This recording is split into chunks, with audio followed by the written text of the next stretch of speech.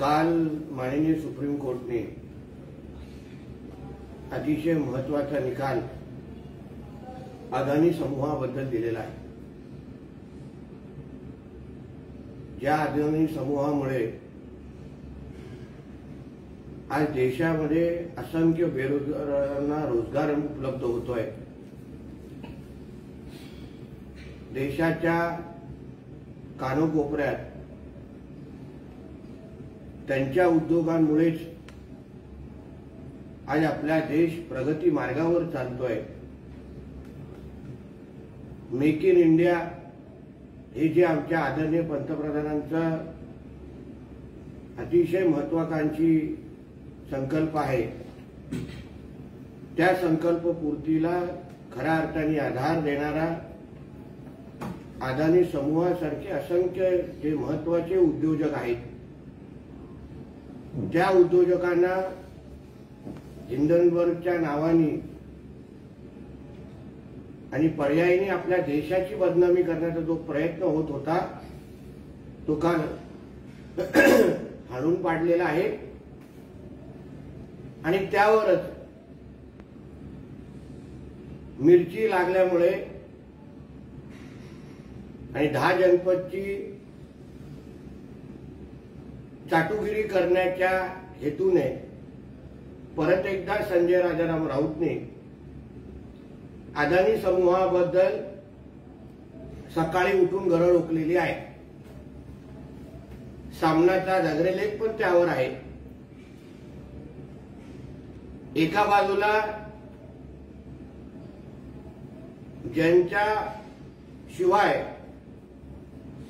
मी बाळासाहेब ठाकरेंच्या शिवसैनिक आहे आणि माननीय आदरणीय पवार साहेबांचा चेला आहे असं बोलणारा संजय राजाराम राऊत यांनी अदानी समूहाबद्दल त्यांच्या महागुरूचा काय विचार आहे, महागुरू जे सिल्वर ओकला बसतात ते सातत्याने अदानीला का भेटतात आणि ज्यांचा तू चेला आहेस ते अगर अदानीचं कौतुक करत असतील तर तुझे गुरुच तुला फाट्यावर मारतात, तुझी लायकी काढतात, हे त्याच्यावर अधोरेखित होतं। एका बाजूला तुझे गुरु अदानीचं कौतुक करतात, दुसऱ्या बाजूला अदानी गुरूंचा नातू अदानींची गाडी चालवतो। मग ह्या सगळ्या प्रक्रियामध्ये तुझ्या आणि तुझ्या मालकाची लायकी काय, किंवा तुला फक्त भुकण्यासाठीच आता बिस्किट दिलं जात आहे का? भोकने वाले कुत्ते काटते नाही हे जे म्हणतात त्याच्यामधलाच आता त्याच्यातच तुझी घंटी व्हायला लागली असल्यामुळे अदानी समूहाबद्दल काही बोलण्या अगोदर पहिलं तू सिल्वर ओक वर अदानीच्या बद्दलचं काय मत आहे हे जाणून घे, ह्याचा अभ्यास कर, हे तुझ्या गळ्यात उतरव आणि मगच तुझ्या न खपत असलेल्या सामन्यामध्ये अग्रलेख लिहित बस। धन्यवाद।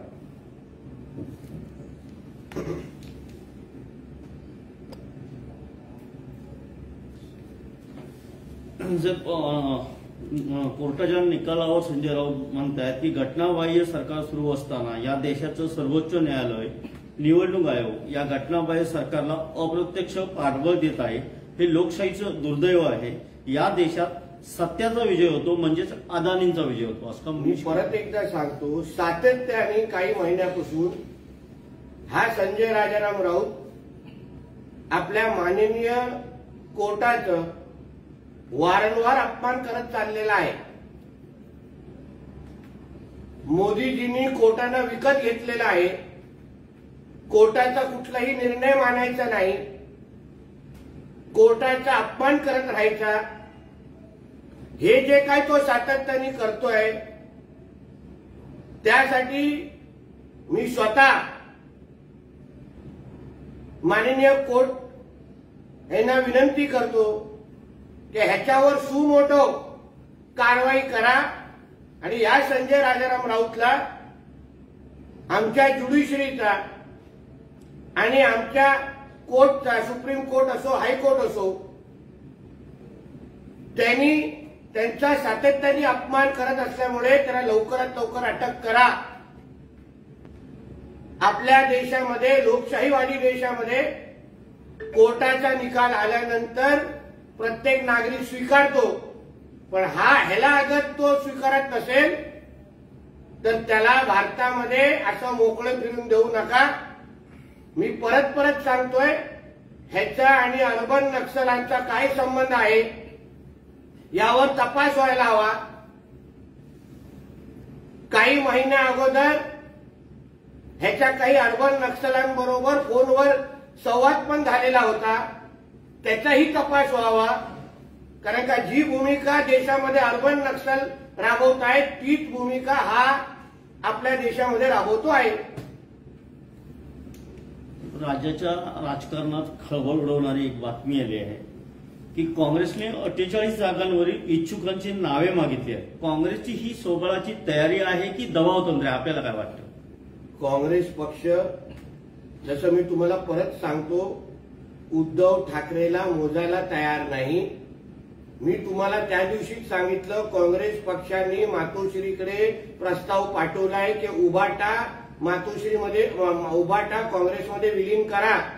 हा त्याचाच एक भाग आहे. ज्या अर्थी ते 48 मतदारसंघाची चाचणी करतायत, तयारी करतायत, ह्याचा अर्थच एवढा आहे, उद्धव ठाकरेचे उमेदवार हे हात पंजा या चिन्हावर लढवणार आहेत. हे तुम्ही आत्ताच मी तुम्हाला सांगतो आणि त्याच दिशेने बघा पावलं पडतायत. म्हणून काँग्रेसची तयारी योग्य आहे आणि जो प्रस्ताव मातोश्रीला गेलेला आहे त्यावर काम सुरू आहे. जे लोक दिल्लीवाल्यांनी डोळे वटारल्यानंतर घाबरतात त्यांच्यासोबत मी लढणार नाही, सुप्रिया सुळेंनी अजितदादांवर निशाणा. आता ताईंच्या या वक्तव्यावर हसावं का रडावं हा माझ्यासमोर फार मोठा प्रश्न आहे. म्हणून दिल्लीच्या समोर कोण झुकतंय हे आज पूर्ण महाराष्ट्र पाहतोय. जितेंद्र आव्हाड समोर आल्यास थेट वध करणार, अयोध्येतून परमहंस आचार्य यांची जीवे मारण्याची धमकी आलेखाच्या विधानात.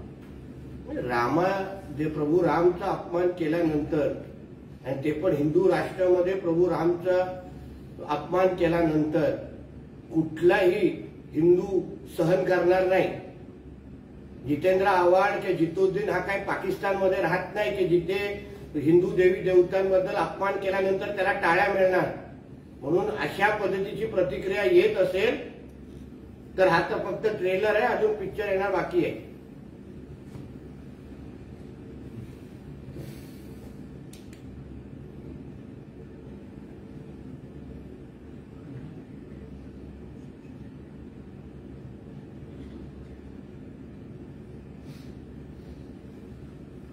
मोदींना हटवणं हा इंडियाचा अजेंडा आहे असं राष्ट्रवादीच्या कालच्या शिबिरात, चिंतन शिबिरात असं वक्तव्य केलं गेलं शरद पवार. मोदीजींना हटवणं म्हणजे सनातन धर्माला नष्ट करण्यासारख्या बाब आहे.